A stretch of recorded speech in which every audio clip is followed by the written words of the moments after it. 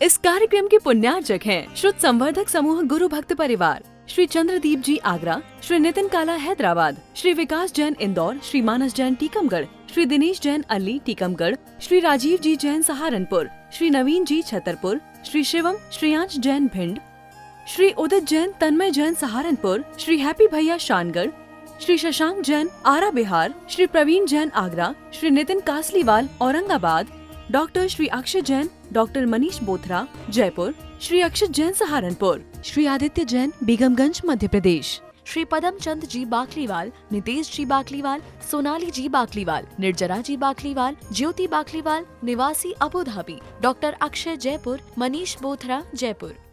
बहुत अनिष्ट हो जाएगा अगर ऐसा हो गया तो। छुल्लक जी भी आकुल व्याकुल, भगवान ये क्या हो रहा है, हमें आप आज्ञा दीजिए, हम क्या कर सकते हैं। उसने कहा यानी तुम तो नहीं कर सकते, इनकी रक्षा यदि कोई कर सकता है तो विष्णु कुमार नामक मुनिराज जो एक पर्वत पर आरूढ़ हैं, यदि तुम उनके पास जाओगे, उन्हें विक्रिया रिद्धि प्रकट हो गई है, वे शायद इन मुनिराजों की रक्षा करने में समर्थ होंगे। माँ, धन्य है दिगंबर योगी, लौकिक इच्छाओं से किसी मंत्रों की सिद्धि नहीं करते।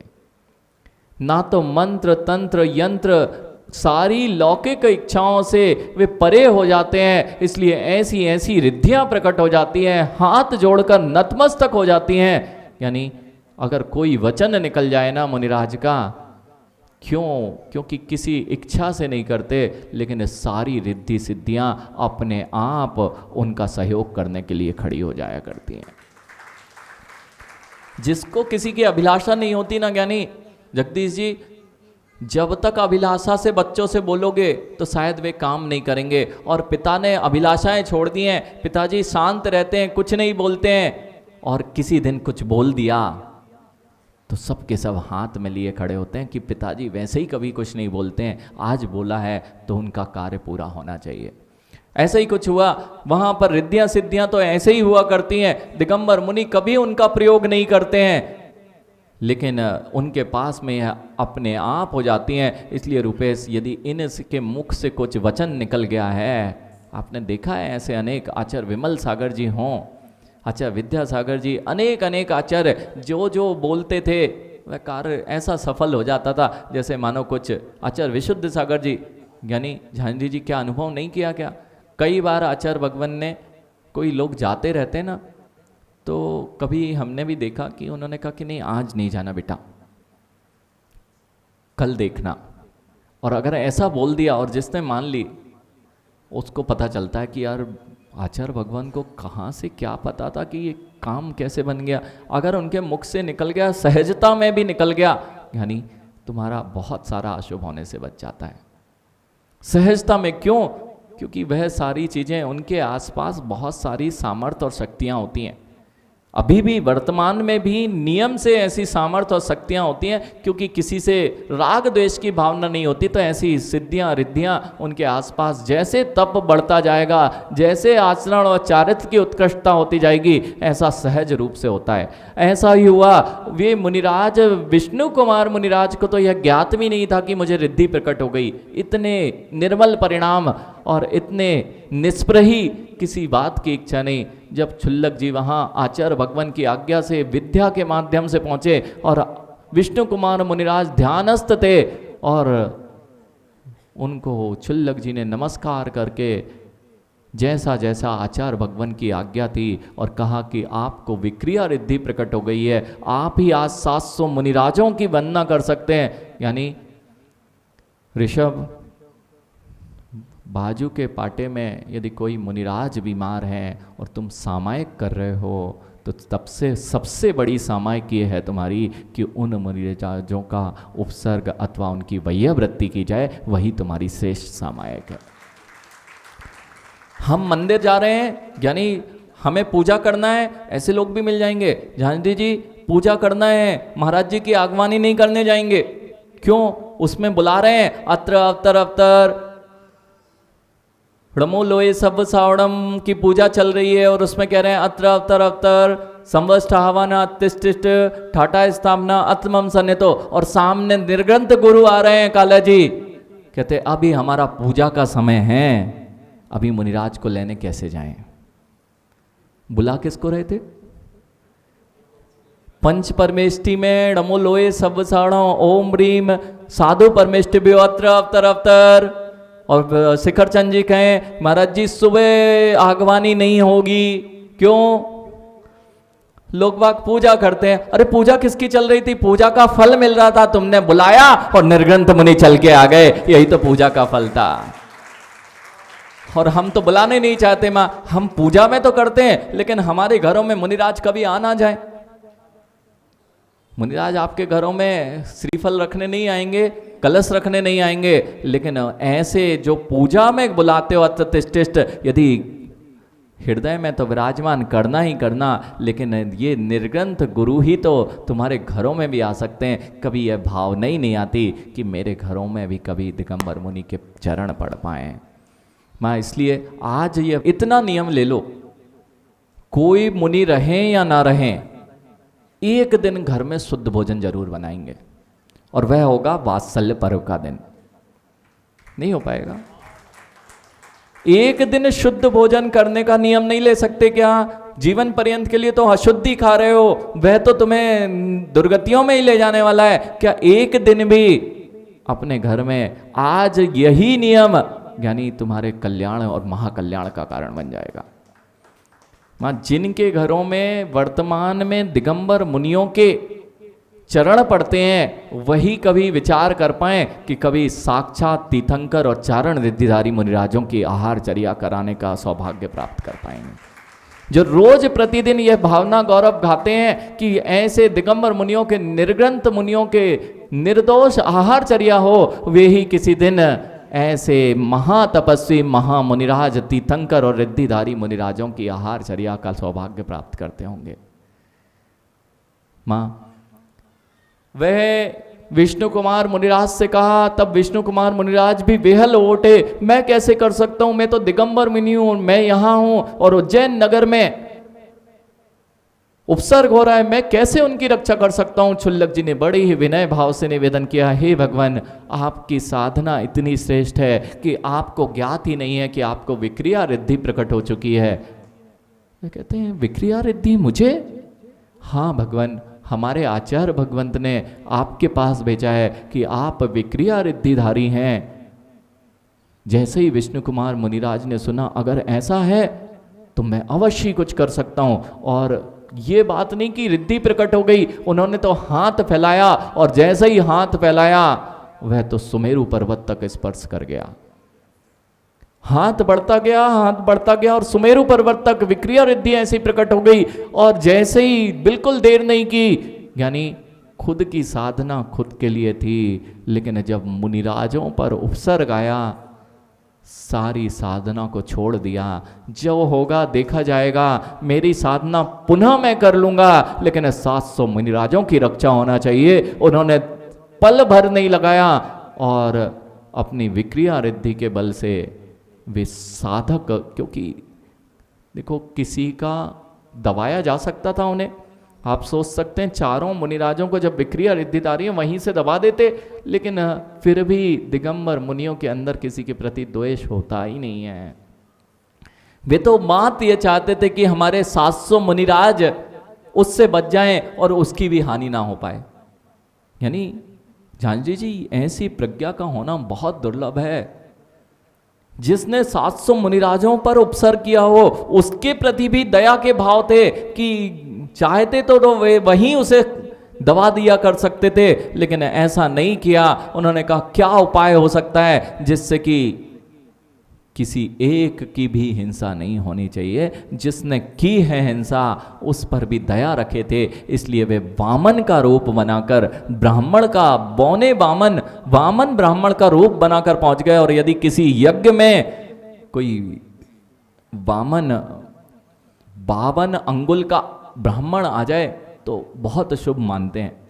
ऐसा वह लोक में प्रसिद्धि थी, और लोक में प्रसिद्धि थी तो देखा तो वह छोटा सा वामन ब्राह्मण चला आ रहा है, और दान की परंपरा चला करती थी, किमिच्छित दान, क्या मांगेंगे छोटा सा।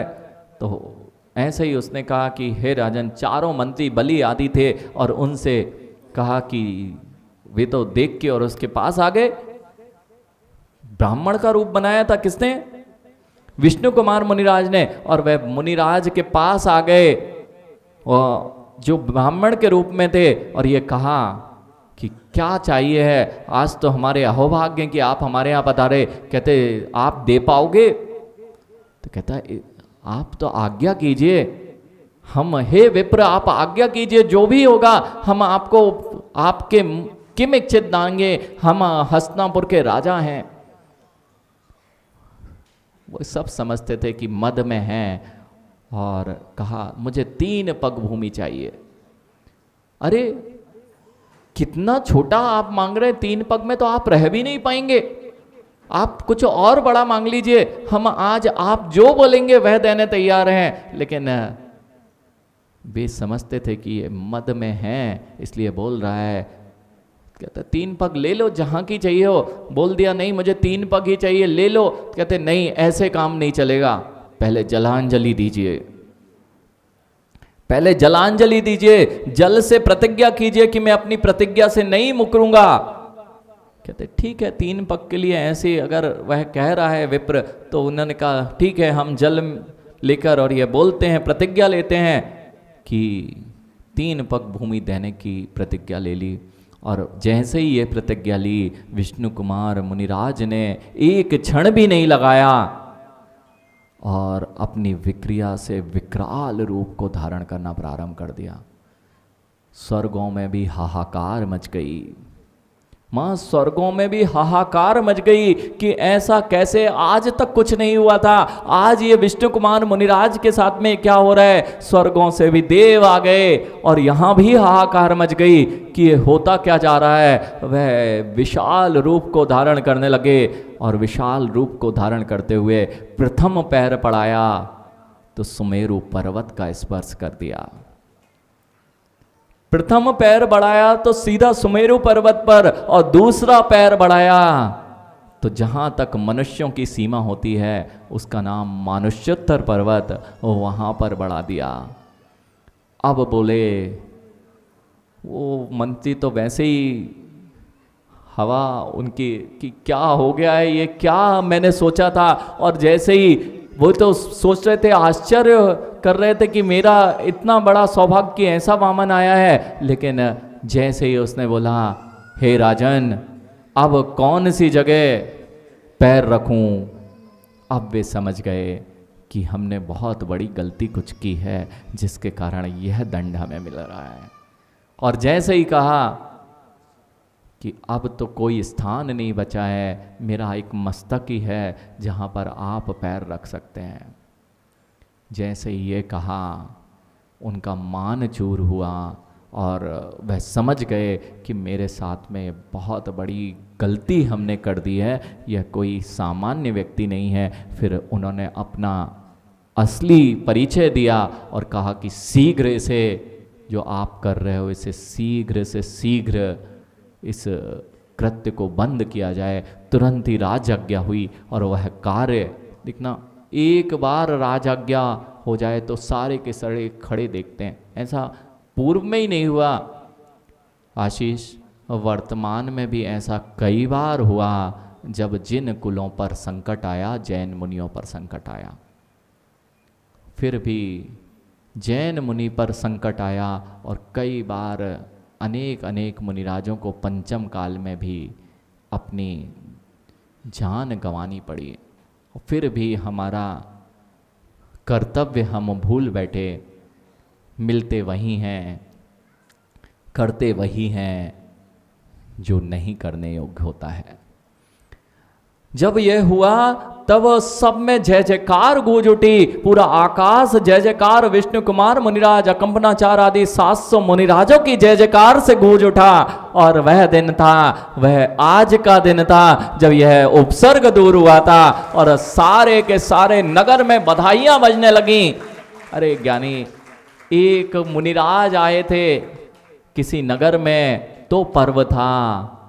एक मुनिराज किसी नगर में आ रहे थे तो वहां उत्सव का माहौल था, कितने दिनों से तैयारी थी। और जब 700 मुनिराजों पर से उपसर्ग दूर हुआ था तब लोगों के चित्त नाच रहे थे। माँ ऐसा एक भी परिवार नहीं था उसमें जो सम्यक दृष्टि परिवार थे, जो जैन श्रावक थे, यहाँ तक कि अजैन बंधुओं ने भी माँ किसी भी हस्तिनापुर के नगर में किसी के यहाँ भी उस दिन चूल्हा नहीं जला था।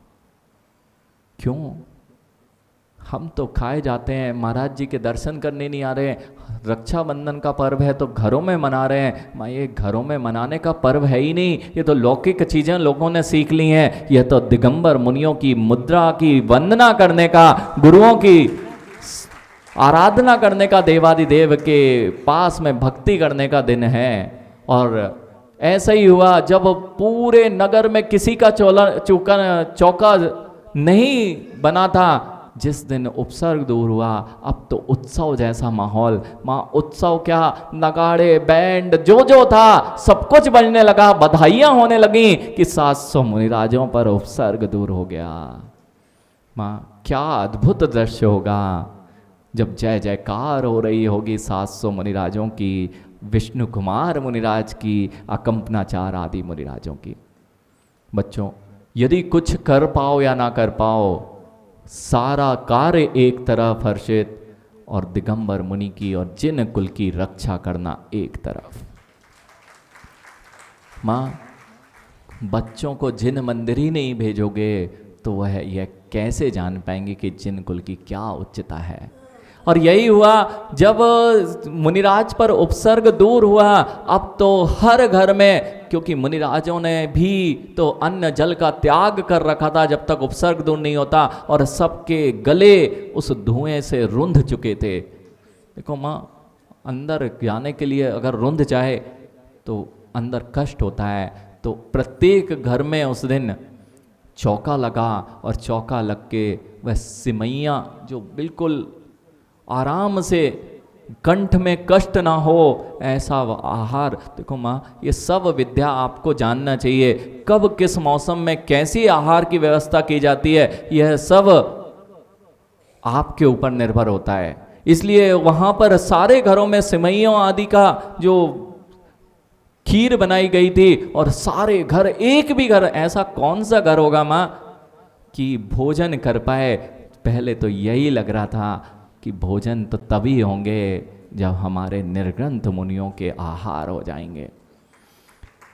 माँ अभी भी जिन जिन ने चौका लगाया हो हमारे पास ही आते हैं छोटे से बच्चे, हर्षित जरा से बच्चे, अभी उनके 5 साल की भी उम्र नहीं होगी, जो 10 बार खा पी लेते होंगे माँ, वे बच्चे भी समृद्ध जैसे बालक भी आते हैं। और वे जब तक चौका नहीं लगता, जब तक मुनिराज नहीं आ जाते, जब से आहार नहीं हो जाता, तब तक पानी भी नहीं पीते, और पता नहीं उनके पास शक्ति कैसे आ जाती है। इस कार्यक्रम के पुण्यार्जक थे श्रुत संवर्धक समूह गुरु भक्त परिवार, श्री चंद्रदीप जी आगरा, श्री नितिन काला हैदराबाद, श्री विकास जैन इंदौर, श्री मानस जैन टीकमगढ़, श्री दिनेश जैन अल्ली टीकमगढ़, श्री राजीव जी जैन सहारनपुर, श्री नवीन जी छतरपुर, श्री शिवम श्रीयांश जैन भिंड, श्री उदित जैन तन्मय जैन सहारनपुर, श्री हैप्पी भैया शानगढ़, श्री शशांक जैन आरा बिहार, श्री प्रवीण जैन आगरा, श्री नितिन कासलीवाल औरंगाबाद, डॉक्टर श्री अक्षय जैन, डॉक्टर मनीष बोथरा जयपुर, श्री अक्षत जैन सहारनपुर, श्री आदित्य जैन बेगमगंज मध्य प्रदेश, श्री पदम चंद जी बाकलीवाल, नितेश जी बाकलीवाल, सोनाली जी बाकलीवाल, निर्जरा जी बाकलीवाल, ज्योति बाकलीवाल निवासी Abu Dhabi, doctor Akshay Jaipur, Manish Bothra Jaipur.